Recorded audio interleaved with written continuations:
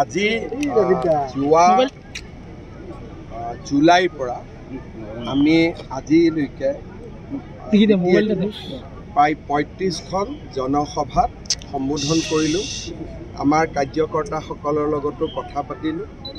আমাৰ এটা ধাৰণা হ'ল যে কিমান চিটত ইলেকশ্যন উঠিব লাগে, কিমানত উঠিব নালাগে। অহা 30 তাৰিখ বা 31 তাৰিখে বিজেপিয়ে প্ৰাৰ্থী তালিকা ঘোষণা কৰে। মোৰ মতেদিতো পৰিৱেশটো আমি ভবাতকৈ বেছি ভাল। তেতিয়া কেণ্ডিডেট দিয়াৰ পিছত চিটৰ হ'ব, কিন্তু আমি ৰাইজৰ যিমান ছাপোৰ্ট পাম বুলি ভাবিছিলোঁ তাতকৈ বহুত বেছি আমি ছাপোৰ্ট পাইছোঁ।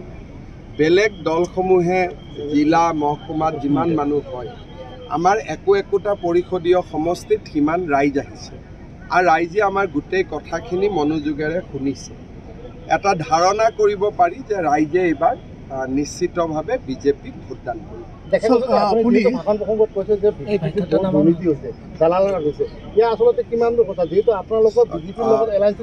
আমাৰ বিজেপিটো 9টা চিট আছিল, যাতে BTADত শান্তি হয় সেইকাৰণে আমি BTCৰ চৰকাৰত আছিলোঁ, যাতে ইয়াতে গুলি গালাজ বম বাৰুদ হ'ব নোৱাৰে।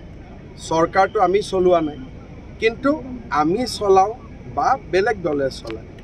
এই VCDC ব্যৱস্থাটোত যদি সংশোধন নাহে তেতিয়াহ'লে গৰীব দুখীয়া মানুহে BTCৰ পৰা কেতিয়াও উপকৃত হ'ব নোৱাৰে। VCDCৰ ইলেকশ্যন হ'ব লাগে, ইলেক্টেড VCDC হ'ব লাগে, আৰু ইলেক্টেড VCDC হ'লে ৰাইজে উপকৃত হ'ব। আমি সেইকাৰণে সকলো সভাতে কৈছোঁ যে চিলেক্টেডৰ জেগাত ইলেক্টেড VCDC হ'ব লাগে। ছাৰ, আপুনি ইন্দোৰৰ কথা কৈছে। আপোনালোকৰ ননাই সংস্থাৰ পৰিষদীয় সংসদৰ বিজেপি এজন আছে সঞ্জীৱ তাঁতী। তেখেতৰ যথেষ্ট যি কৰাপশ্যন লেভেল, সেই কৰাপশ্যন ৰাইজৰ মাজত যথেষ্ট চৰ্চা বৃদ্ধি পাইছে। ব্যক্তিৰ ওপৰত নকওঁ, কাৰণ আপুনি আছে দলীয়ভাৱে কিবা ব্যৱস্থা গ্ৰহণ কৰিব বা আপুনি আছে পৰ্বত জৰা, তেওঁ আছে ননৈ চেৰফাঙত। আপোনাক কোনোবাই মোবাইলত কথাটো পঠাই দিছে, আপুনি মোক সুধিছে, কিন্তু তাতে মই যোৱাৰ দিনাখনতো ৰাইজে মোক একো কোৱা নাই। মইতো তাতে BTADৰ আটাইতকৈ ডাঙৰ সভা যি 5খন হৈছে, তাৰ ভিতৰত ননৈ চেৰফাঙৰ সভাত আটাইতকৈ বেছি মানুহ হৈছে। তাতেতো ৰাইজে সঞ্জীৱ তাঁতী জিন্দাবাদেই দি আছে।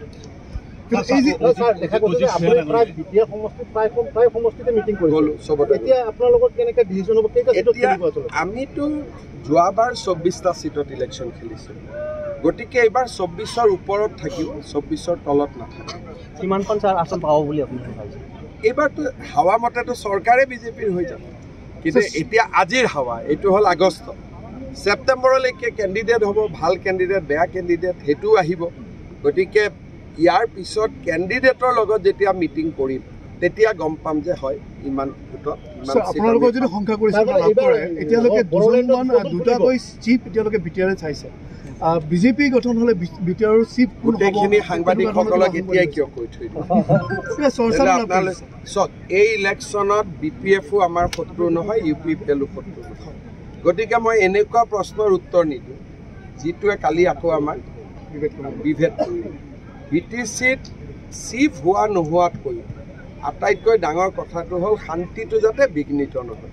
গতিকে মই মুখ্যমন্ত্ৰী হিচাপে এনেকুৱা কথা ক'ব নোৱাৰোঁ যিটো কথাই মই 5 বছৰে কষ্ট কৰি অনা শান্তিটো অশান্তি হৈ যায়। গতিকে মোৰ দায়িত্ব বেছি। আমাৰ বিৰুদ্ধে 2-4টা কোনোবাই ক'লেও আমি তাৰ উত্তৰ আমি দিব নালাগে, কাৰণ ইলেকশ্যনত বহুত সময়ত ৰাইজে বহুত কথা কয়। অসমত আমি যেনেকৈ ইলেকশ্যন খেলোঁ, BTCত আমি তেনেকৈ নেখেলোঁ। BTCত বিজেপি হাৰা জিকাতকৈ ডাঙৰ কথাটো হ'ল BTCত যাতে শান্তি থাকে। এতিয়া চাওক, এই মানুহগৰাকী কোনে মাতি আনিছে? অজিত ভূঞাই মাতি আনিছে। এই মানুহগৰাকীক মাতি অনাটো ভুল হৈছে বুলি অজিত ভূঞাই ক্ষমা খুজিছে নেকি? অজিত ভূঞাই চাফাইহে দি আছে। বিজেপি অযথা হস্তক্ষেপ কৰে বুলি কৈছে। বিজেপি অযথা কি হস্তক্ষেপ কৰিব লাগে? তেওঁতো কোৱা কথাখিনি ৰাইজে নিজে শুনিছে, এইটোতো বিজেপিয়ে বনাই কোৱা নাই। বোলে তেওঁ কোৱা নাই, বিজেপিয়ে মিছা টেপ এটা খুলি দিছে বা অডিঅ' ৰেকৰ্ডিং মিছা দিছে, তেতিয়াহে বিজেপিৰ গাত দোষ। আজিলৈকেতো হামিদাই কোৱা নাই যে এইখিনি কথা মই কোৱা নাই বুলি। গতিকে বিজেপিৰ দোষ কেনেকৈ? তেওঁ কৈছে যে বাংলাদেশী হ'লেও ইয়াত আমি ৰক্ষণাবেক্ষণ দিব লাগে। ইয়াৰ মিয়া মানুহখিনিয়ে কৈ আছে আমি বাংলাদেশী নহয়, তেওঁ চবকে বাংলাদেশী বনাই থৈ গ'ল, হয়নে নহয়? গতিকে মোৰ মতেদি হামিদাক অকল আমিয়ে বিৰোধিতা কৰিব নালাগে, অজিত ভূঞাক আমিয়ে বিৰোধিতা কৰিব নালাগে, নিয়মমতে হামিদাক বেছি বিৰোধিতা অজিত ভূঞা আৰু মিয়া সমাজেহে কৰিব লাগে। মিয়া সমাজে কৈ আছে আমি ভাৰতীয় ভাৰতীয়, হামিদাই কৈ গ'ল যে এইবিলাক বাংলাদেশী হ'লেও তেওঁলোকক জাগা দিব লাগে। তাৰমানে আমি আজিলৈকে সকলো মিয়াক কেতিয়াও বাংলাদেশী বুলি কোৱা নাই, কিন্তু হামিদাইটো চবকে কৈ থৈ গ'ল। গতিকে এই অজিত ভূঞা বা এই কি আছে লুৰিণ গগৈ, অজিত ভূঞা, এইবিলাক আছে নাম, হীৰেণ গোহাঁই, তাৰপিছত কিবা পৰেশ মালাকাৰ, ইহঁতৰ ঘোঁৰাত যোনে উঠিব, উঠাজনৰ এক্সিডেণ্ট আগত হ'ব। গৌৰৱ গগৈ অহাৰ পিছত আমি দেখিছোঁ ছাৰ, সেইটো লুৰিণজ্যোতি গগৈ হওক বা সকলোৱে ছাৰ নামি পৰা দেখা হৈছে, কিন্তু মিয়াৰ ভোটখিনি টাৰ্গেট নেকি আছে? একচুৱেলি মিয়াক মৰম কৰাত কোনো বাধা নাই, মইতো নিযুত মইনা দিছোঁ, মইতো অৰুণোদয় দিছোঁ, কিন্তু সকলোকে ভাল ৰাস্তা দেখুৱাটো আমাৰ দায়িত্ব, যে ফৰেষ্টত সোমাব নালাগে, ভিজিআৰ পিজিআৰত সোমাব নালাগে, য'ত ঘৰ আছে তাতে থাকোঁ, উজনিত যাব নালাগে, উত্তৰ অসমত যাব নালাগে। এতিয়া শিলচৰৰ পৰা লখিমপুৰত যোৱাটো কোনো দৰকাৰ নাই। আমাৰতো অসমীয়া মানুহ কেতিয়াও নাহে, চাকৰি সূত্ৰ আহিলে ভাড়া ঘৰলৈ গুচি যায়। গতিকে সকলোকে ভাল কথা শিকাব লাগে। এই এভিকশ্যনে মানুহক ভাল কথা শিকাই আছে, যে হয় ধুবুৰীতো এভিকশ্যন হোৱা নাই, গোৱালপাৰাতো হোৱা নাই, ফৰেষ্টতহে হৈছে, ৰেভিনিউটো ক'তো হোৱা নাই, চৰততো এভিকশ্যন হোৱা নাই, কোনোবা চৰত এভিকশ্যন হৈছিলে। কিন্তু ফৰেষ্টত যে আমি সোমাব নালাগে সেইটো চবেই শিকিব লাগে, কাৰণ ফৰেষ্ট কটাৰ কাৰণেতো এতিয়া ইমান গৰমত আমি চবেই ঘামি আছোঁ। অকল ময়ে ঘামা নাই, মিয়া মানুহতো ঘামি আছে। সেইকাৰণে আজি দীঘিলী পুখুৰীত এডাল গছ কাটিলে মানুহে হুলস্থুল ল'ব, কিন্তু হাজাৰ হাজাৰ বিঘা ফৰেষ্টত গছ কাটি দিছে, কোনেও হুলস্থুল নকৰে। ফৰেষ্টত জনজাতীয় লোকক আৰু 3টা জেনেৰেশ্যন থকা লোকক বাদ দি ফৰেষ্টত কোনো থাকিব নোৱাৰে, এইবোৰ আইনৰ লিখা কথা। এই আইনখন কোনে বনাইছিল? কংগ্ৰেছে। গতিকে আমাৰ কথাটো ভাল কথা, আমাক যোনে ভাল ভাবি ল'ব তাৰ ভাল হ'ব। যোনে আমাৰ কথা নুশুনি অজিত ভূঞা, লুৰিণ গগৈ, পৰেশ মালাকাৰ, হীৰেণ গোহাঁই ঘোঁৰাত উঠিব, তাৰ এক্সিডেণ্ট হ'ব।